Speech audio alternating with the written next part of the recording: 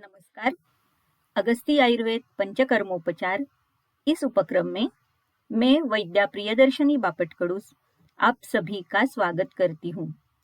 पंचकर्म और उसके साथ किए जाने वाले पूरक कर्म या उपकर्म, इनके बारे में पूरी जानकारी देने का ये एक प्रयास है, जिसमें प्रत्येक कर्म की संज्ञा, अर्ह अनर्ह, कर्म के लिए आवश्यक सामग्री और पूर्ण कर्म के बारे में प्रात्यक्षिक के सहित हर एक दृष्टिकोण से जानकारी मिल सके।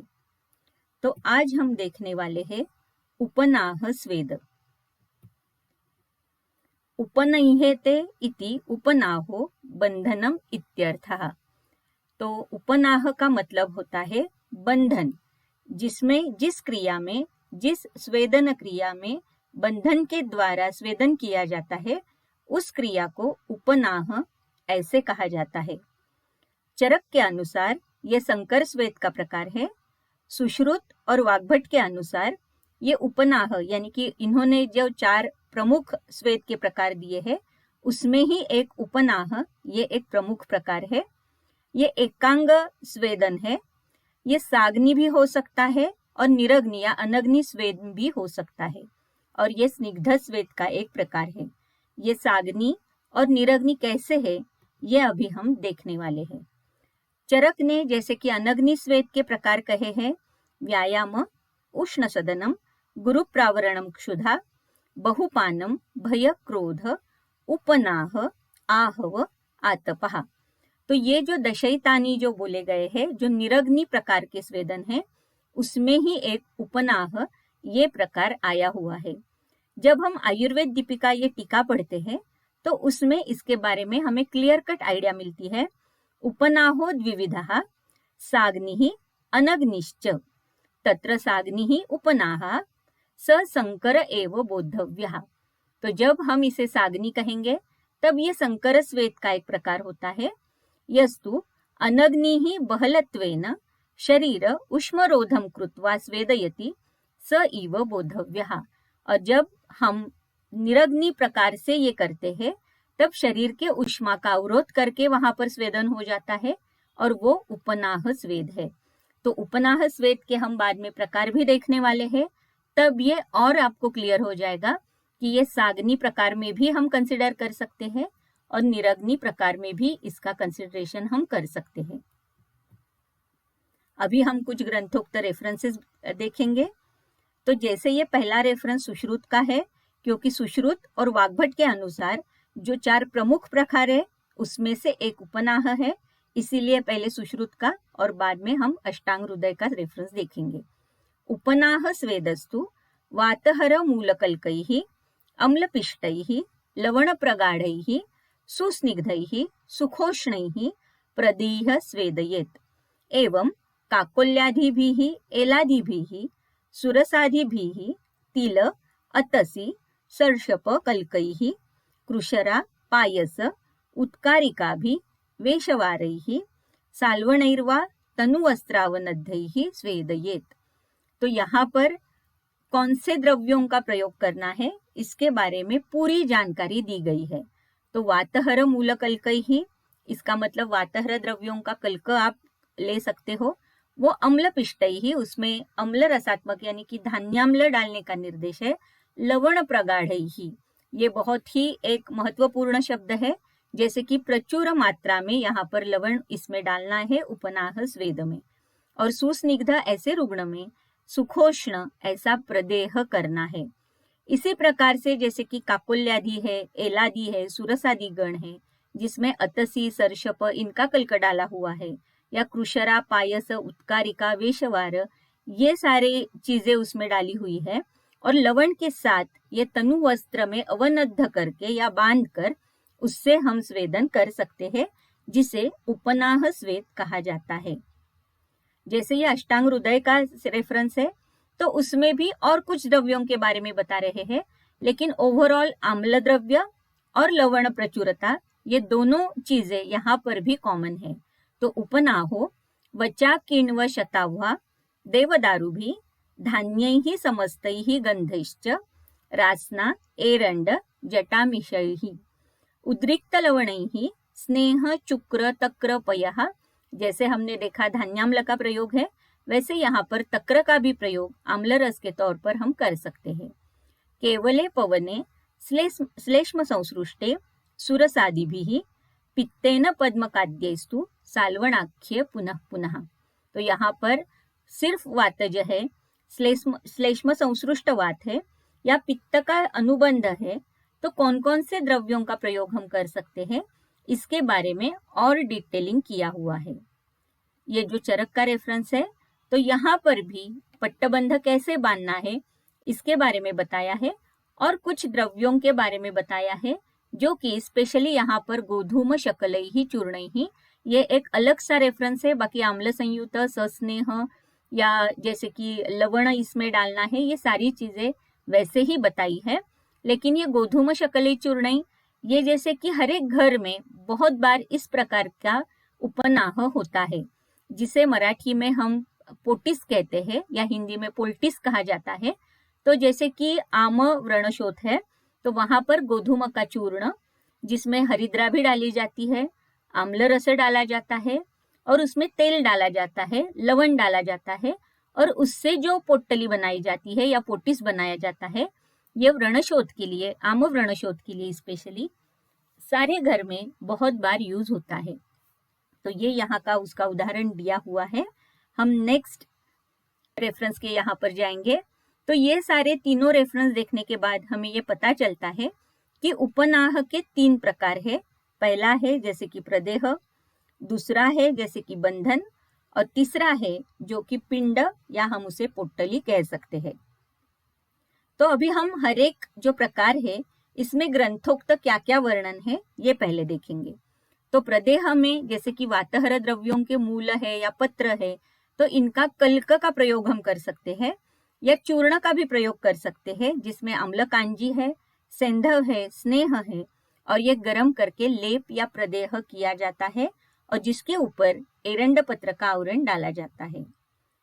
दूसरा जो प्रकार है बंधन, तो इसमें आवश्यक द्रव्य तेल, सेंधव, अम्ल द्रव्य, यही सारी चीजें डाल दी जाती है और पतले कपड़े में बांधकर वेदना स्थान पर रखकर पट्टी बांध दी जाती है, इसीलिए इसे बंधन स्वरूप उपनाह कहा जाता है।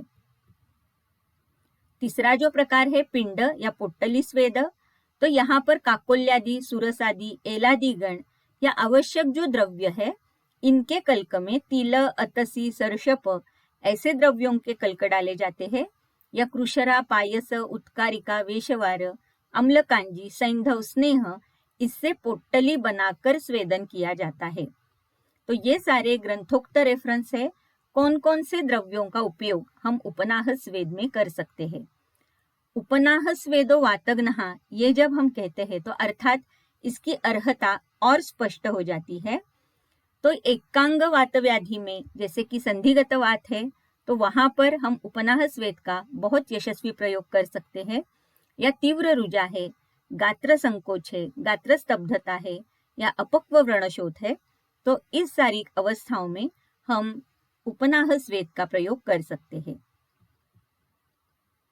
तो उपनाह प्रयुक्त द्रव्य जो अभी तक हमने देखे, उसमें वचा, किण्व, शतावा जैसे द्रव्य है, या विविध प्रकार का मांस उसका प्रयोग किया हुआ है। तिल, अतसी जैसे उष्णवीर्य और स्निग्ध धान्यों का प्रयोग है। समस्त गंध द्रव्य जैसे कि कुष्ठ है, अगरु है, तगर है, इनका प्रयोग भी हम कर सकते हैं। उद्रिक्त मात्रा में लवण, ये बहुत ही एक इम्पोर्टेंट शब्द यहाँ पर है। स्नेह है, और अम्ल द्रव्य के स्वरूप में जैसे कि धान्याम्ल है या तक्र है, चुक्र है, इसका प्रयोग हम कर सकते हैं। केवल अगर वातज संप्राप्ति है तो वचादि गण या कृशरा, वेशवार या साल्वण उपनाह, इसका प्रयोग किया जाता है। कफानुगत वात है तो सुरसादि गण, एलादि गण, इनके द्रव्यों से सिद्ध उपनाह किया जाता है और उसमें तिल, अतसी ऐसे डाले जाते हैं। पित्त का अगर अल्प अनुबंध है तो पद्मकादि या काकोल्यादि गण से उपनाह किया जाता है। तो बेसिकली ये वातघ्न है उपनाह, लेकिन फिर भी कफ का अनुबंध थोड़ा सा है या पित्त का अगर अल्प अनुबंध है तो ये सारे द्रव्यों का प्रयोग हम उपनाह स्वेद के स्वरूप में कर सकते हैं। अभी ये देखने के बाद हम ये तीनों प्रकार हम क्लिनिक में कैसे करते हैं या कौन से द्रव्यों के साथ ये सारे उपनाह किए जाते हैं, ये अभी देखने वाले हैं। तो उसमें से पहला जो प्रकार है वो है प्रदेह। तो उसमें आवश्यक द्रव्य है फाइन पाउडर या कल्क of prescribed drugs, almost 50 grams या क्वांटिटी सफिशिएंट। क्योंकि कौन से संधि के ऊपर हमें ये लगाना है प्रदेह, इसके ऊपर ये 50 to 100 ग्राम्स तक भी हो सकता है। तो यहाँ पर जैसे कि अभी कल्क कहा गया है, लेकिन फिर भी कभी कभी सारे द्रव्य हमें आर्द्र नहीं मिलते, तो इसीलिए हम पाउडर स्वरूप में भी या चूर्ण स्वरूप में भी इसका प्रदेह लगा सकते हैं। फिर तैल है, ये तैल भी तिल का तेल हो सकता है, या जैसे कि रुग्ण है आपका, अकॉर्डिंगली आप ये तेल चूज कर सकते हो। ये 25 to 50 ml तक ले सकते हैं। धान्याम्ल 50 ml, सैंधव 25 to 30 ग्राम्स, लीव्स ऑफ एरंड क्वांटिटी सफिशिएंट, यानी कि जैसे कि 2 या 3 लग सकते हैं। थ्रेड अगर आवश्यक है तो 1 या 2 थ्रेड हमें लगेंगे। वेसल 1 लगेगा और स्टिरर 1 लगेगा। प्रोसीजर, तो प्रोसीजर में जैसे हम हमेशा देखते हैं कि पूर्व कर्म में भी 2 पार्ट्स है, preparation of patient and preparation of medicine. तो प्रिपरेशन ऑफ पेशेंट में जैसे कि पेशेंट को सारी प्रोसीजर बहुत अच्छे से एक्सप्लेन करनी है और फिर रिटर्न कंसेंट उसकी लेनी है, स्थानिक स्नेहन उसका करना है। प्रिपरेशन ऑफ मेडिसिन में कल्क, धान्याम्ल, तैल, सैंधव should be mixed in appropriate proportion and heated. जो भी प्रोपोर्शन आप लेना चाहते हो अकॉर्डिंगली ये सारे द्रव्य लेने हैं और अच्छे से मिक्स करके फिर वो गर्म करने हैं। Mixture should be kept ready for प्रदेह, और गर्म होने के बाद हमें इसका प्रदेह लगाना है।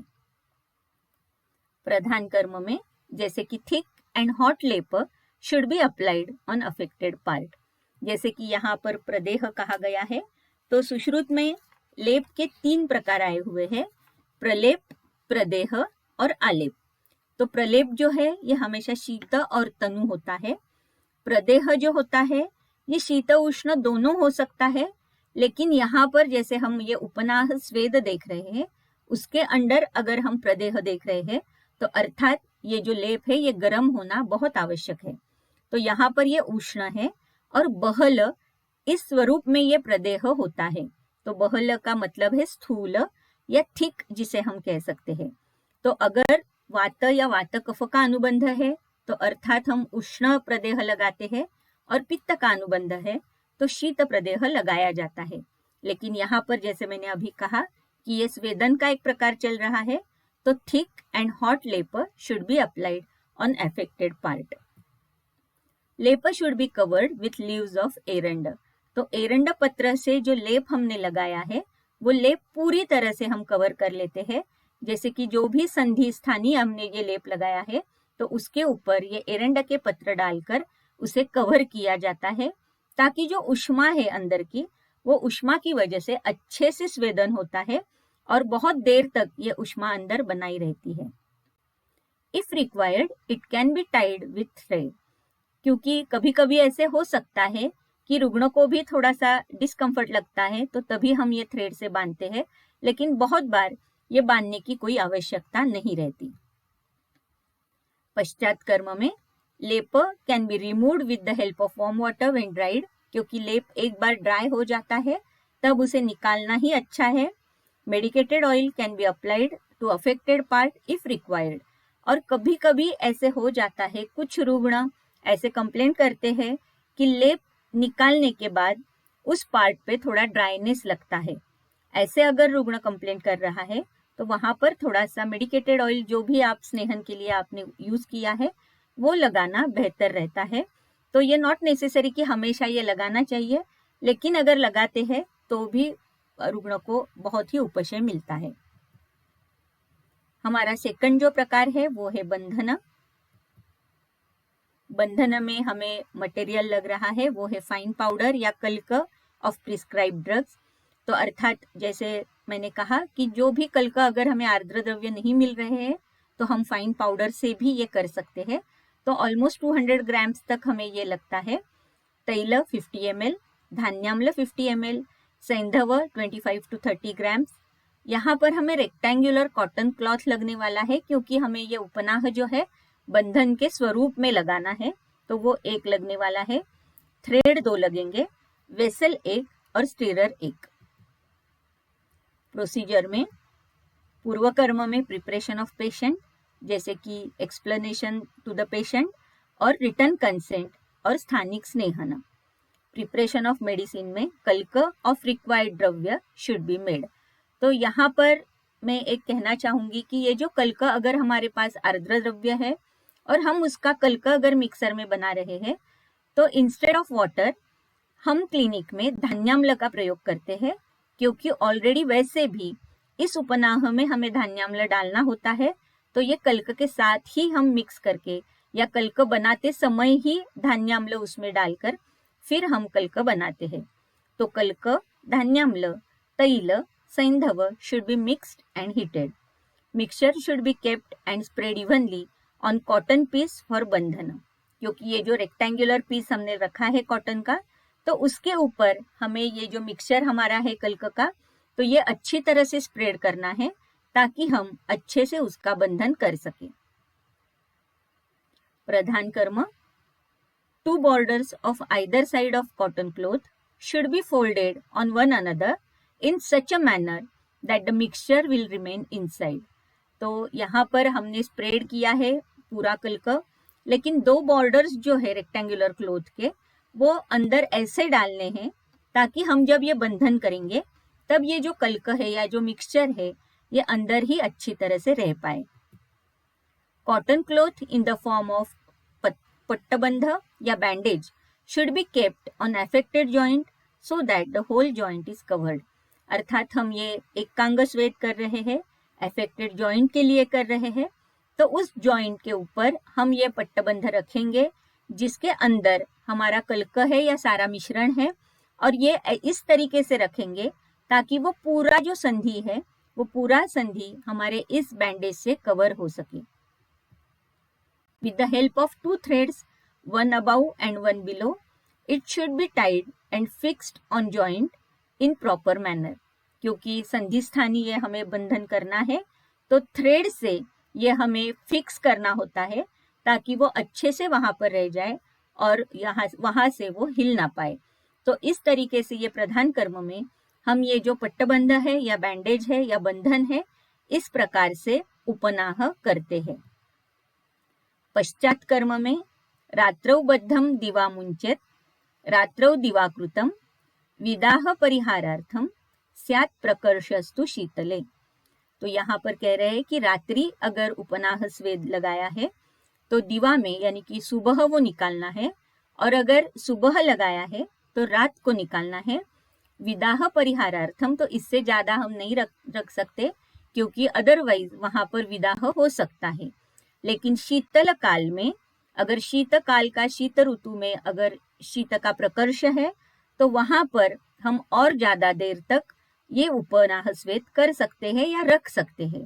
तो प्रकर्ष, यहाँ पर शब्द का अर्थ यहाँ पर लिखा है कि उक्तात बंधन कालात अधिक कालत्वम बंधनस्य।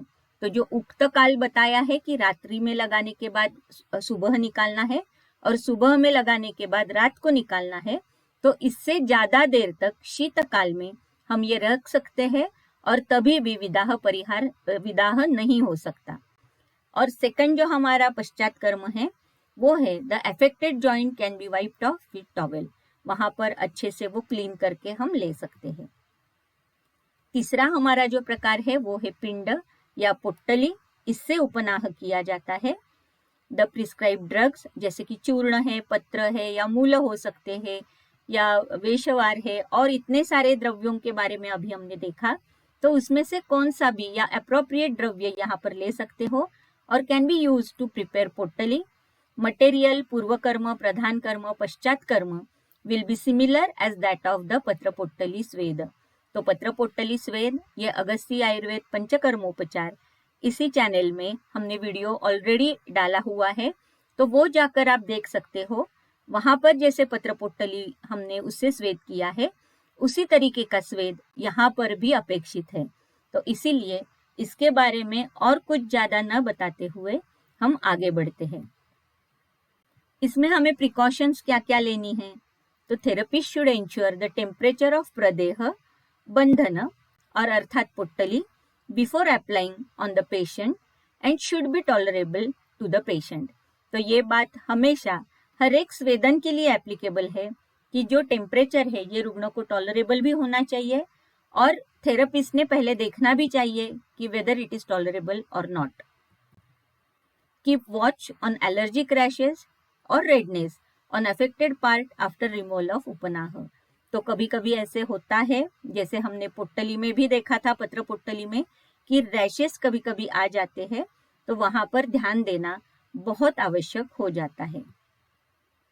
कॉम्प्लिकेशंस में अर्थात एलर्जिक रैशेस, सो डिसकंटिन्यू उपनाह, फिर वो प्रदेह के स्वरूप में हो सकता है, बंधन के स्वरूप में हो सकता है या पोट्टली के स्वरूप में हो सकता है। एप्लीकेशन ऑफ शतधौत घृत और दशांग लेप विच एवर इज पॉसिबल, तो इसमें से कौन सा भी लेप हम लगा सकते हैं। तो ये कॉम्प्लिकेशंस और प्रिकॉशन के बाद आज हम देखने वाले हैं उपनाह स्वेद का प्रात्यक्षिक। प्रदेह, मटेरियल रिक्वायर्ड, सैंधव, धान्याम्ल, आवश्यक चूर्ण, तैल और एरंडपत्र। यहाँ पर हम सारे इंग्रेडिएंट्स मिक्स कर रहे हैं। तो पहला जो चूर्ण है, आवश्यक चूर्ण जो था, ये हमने लिया है। उसमें प्रचुर मात्रा में सैंधव डाला हुआ है, उसमें हमने तेल ऐड किया है और तेल के साथ साथ धान्याम्ल भी उसी में हमने ऐड किया है। ये पूरा जो मिश्रण है, चूर्ण, सैंधव, तैल और धान्याम्ल, ये हम अच्छे से एक साथ इसका मिश्रण करके ले रहे हैं। ये मिश्रण करने के बाद हम ये मिश्रण गैस के ऊपर गर्म करने वाले हैं। प्रदेह जो है ये शीत भी होता है, उष्ण भी होता है, लेकिन यहाँ पर हमें स्वेदन करना है, इसीलिए ये पूरा जो मिश्रण है ये हम गर्म करके ले रहे हैं। तो यहाँ पर ये मिश्रण एक अच्छे से एक साथ मिक्स हो चुका है और गर्म भी हो चुका है।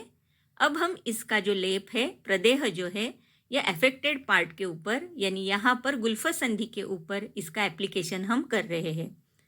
प्रदेह जब करते हैं तो उसका वर्णन बहल ऐसे कहा गया है। तो बहल का मतलब होता है थिक या स्थूल। तो यहाँ पर आप देख सकते हो कि थिक स्वरूप में, यहाँ पर ये थिक और हॉट स्वरूप में ये एप्लीकेशन हम प्रदेह का कर चुके हैं। तो ये गुल्फ संधि पूरी उससे ढकी हुई है और इसके ऊपर अभी हम एरंड के पत्र डालने वाले हैं, डाल रहे हैं। तो ये जो पत्र हम डाल रहे हैं, जिससे हमने पूरी गुल्फ संधि को कवर किया है। ये कवर करने का एक मतलब ये होता है कि जो अंदर की ऊष्मा है वो अंदर ही बनाई रहे, बहुत देर तक अंदर रहे, और जिसकी वजह से उस स्थान का स्वेदन जो है अच्छी तरह से होता रहे। यहाँ पर आप देख सकते हो कि पूरी गुल्फ संधि जो है वो पूरी ढकी हुई है। अगर आप चाहते हो तो इसे बंधन भी कर सकते हो, लेकिन यूजुअली उसकी आवश्यकता नहीं होती। दूसरा प्रकार है बंधन स्वरूप उपनाह, वो अभी हम देख रहे हैं। तो यहाँ पर आप देख सकते हो कि कल्क जो है ये हमने तेल में डाला हुआ है। तो कल्क करते समय पानी के बजाय हमने धान्याम्ल लिया है और धान्याम्ल में ये कल्क बनाया हुआ है। अगर आप चाहते हो तो ऊपर से भी धान्याम्ल डाल सकते हो। प्रचुर मात्रा में यहाँ पर भी हमने लवण डाला हुआ है, सैंधव डाला हुआ है, और ये पूरा मिश्रण जो है हमने अच्छे से गर्म करके लिया है। ये गर्म होने के बाद हम इसका बंधन के लिए जो एक पट्टबंध होता है उसका निर्माण कर रहे हैं। तो ये पूरा जो कल्क है ये हमने एक कॉटन क्लॉथ के ऊपर डाला हुआ है और स्प्रेड किया हुआ है। ये जो पट्टबंध हमने तैयार किया है ये ऐसे तैयार किया है ताकि जो अंदर का मटेरियल है वो अंदर ही बनाया रहे, और ये जो पूरी लेंथ है उसकी, ये अपनी जो अफेक्टेड पार्ट है उसको पूरा कवर करे, इस तरीके से ये लेंथ होनी चाहिए। आप यहाँ देख सकते हो कि उपनाह स्वेद का एप्लीकेशन यहाँ पर हो रहा है, बंधन का एप्लीकेशन यहाँ पर हो रहा है। और ये जो बंधन है तो ये जानुसंधि के ऊपर चल रहा है, और एक नाड़ी के सहायता के साथ हम ये जो उपनाह स्वेद है इसका बंधन कर रहे हैं। तो जानुसंधि के नीचे यहाँ पर आप देख सकते हो कि ये बंधन हो रहा है। ये जो हम नाड़ी बांध रहे हैं तो ये बहुत, यानी कि टाइट भी नहीं होनी चाहिए और बहुत लूज भी नहीं होनी चाहिए, लेकिन ये बंधन करने का एक महत्व ये है ताकि ये उपनाह जो है ये काफ़ी देर तक बहुत अच्छे से यहाँ पर फिक्स हो जाए। तो इसीलिए, क्योंकि रात में लगाया हुआ ये उपनाह हम सुबह निकालते हैं और दिन में लगाया हुआ उपनाह शाम को निकालते हैं, तो इसीलिए ये बंधन करना बहुत आवश्यक हो जाता है। आप यहाँ पर देख सकते हो कि जानुसंधि में ये उपनाह बहुत अच्छे से बंधा हुआ है। तीसरा प्रकार हम देख रहे हैं वो है पोट्टली। तो पोट्टली के लिए आवश्यक सामग्री या पोट्टली कैसे बनाई जाती है, ये पत्र पोट्टली का हमारा जो वीडियो है अगस्ती आयुर्वेद पंचकर्मोपचार पे आप जाकर देख सकते हो। वहाँ पर इसका सीक्वेंस, ये कैसे किया जाता है, क्यों किया जाता है, कौन सी अवस्था में किया जाता है, इसका सारा वर्णन या सारा वीडियो आप वहाँ पर जाकर देख सकते हो। यहाँ पर ये पूरा मिश्रण जो है ये गर्म हो चुका है, अच्छे से मिक्स हो चुका है और इसमें अभी हम ये नारियल और सैंधव ये डाल रहे हैं और ये डालने के बाद इसकी हम पोट्टली बनाने के लिए जा रहे हैं। तो ये पोट्टली का बंधन जो है ये भी वीडियो वहाँ पर आप देख सकते हो, लेकिन एक रिवीजन के तौर पर ये सारे फिर से मैंने यहाँ पर डाला हुआ है, लेकिन आप वहाँ जाकर डिटेल में ये सारी चीज़ें देख सकते हो। तो यहाँ पर ये पोट्टली का बंधन हो चुका है। यहाँ पर पत्र पोट्टली के साथ साथ जो भी द्रव्यों का प्रयोग आप करना चाहते हो इसका प्रयोग आप यहाँ पर ज़रूर कर सकते हो, लेकिन उसका तरीका ये पत्र पोट्टली के तरीके से ही मिलता जुलता रहता है, इसीलिए यही फिर से यहाँ पर दोहराया है। मूवमेंट्स, प्रेशर और किस तरीके से ये पत्र पोट्टली की जाती है, ये सारी चीज़ें आप उसी वीडियो में जाकर अच्छे से देख सकते हो। तो इस तरीके से उपनाह स्वेद के 3 प्रकार हमने देखे।